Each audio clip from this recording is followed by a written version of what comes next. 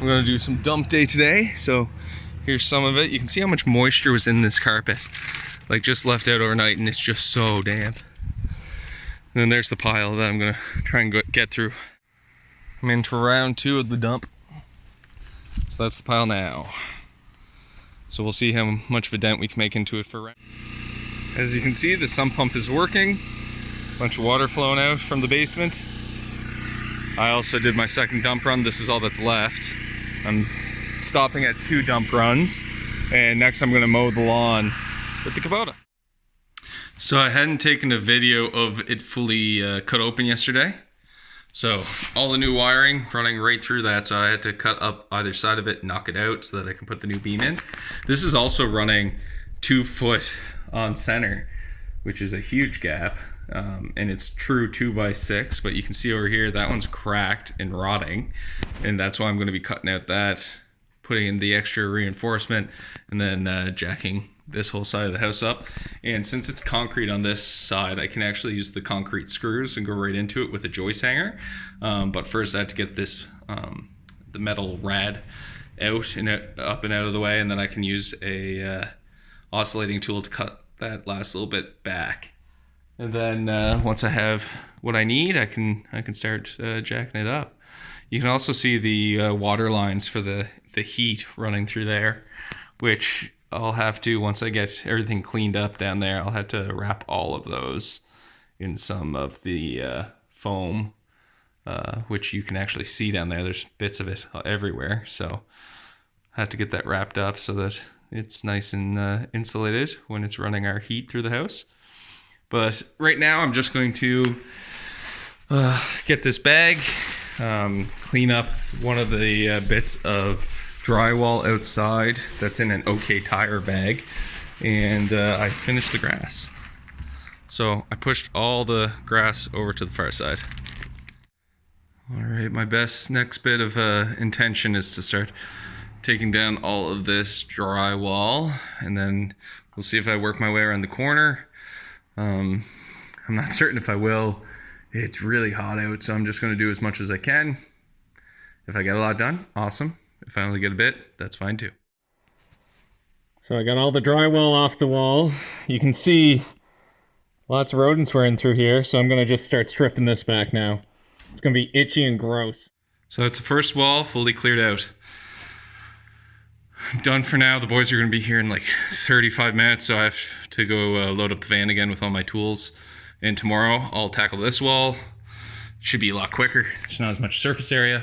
And then I might take down this drop ceiling portion. It'll give me some good lumber, which is nice. I might be able to put them into those jacking points. I think they are long enough, so maybe I'll do that. So I am starting with the heat baseboard. I'm removing that, and then I'm going to strip back all of the drywall, and I also removed the frame on the window. So it's really hot and muggy. So my aim is to finish this wall and maybe this whole wall today, maybe that side. We'll just see how far I get, because I'm pouring sweat and I barely even started. All right, so I tore out this wall. I still have some remnants to sweep up. You can see right under the window, quite rotten.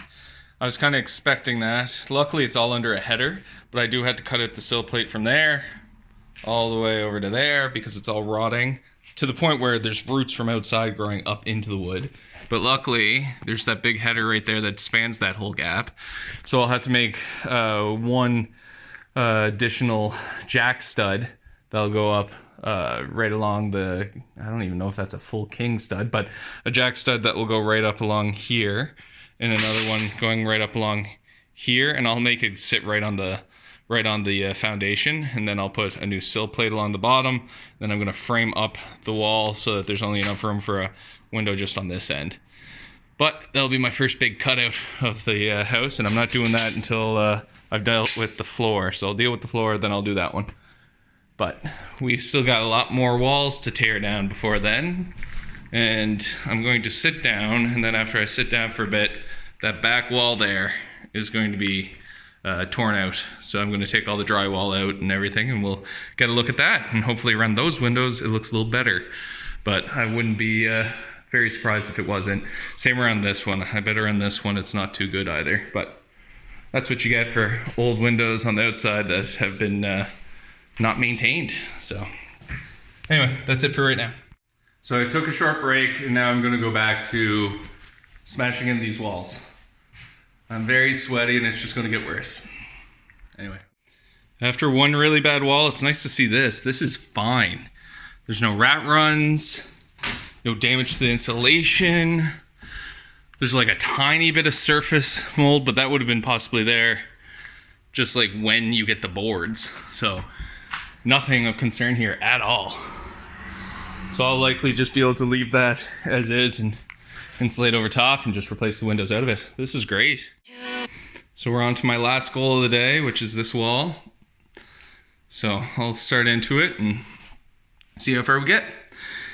And then if I still have time, I might do one dump.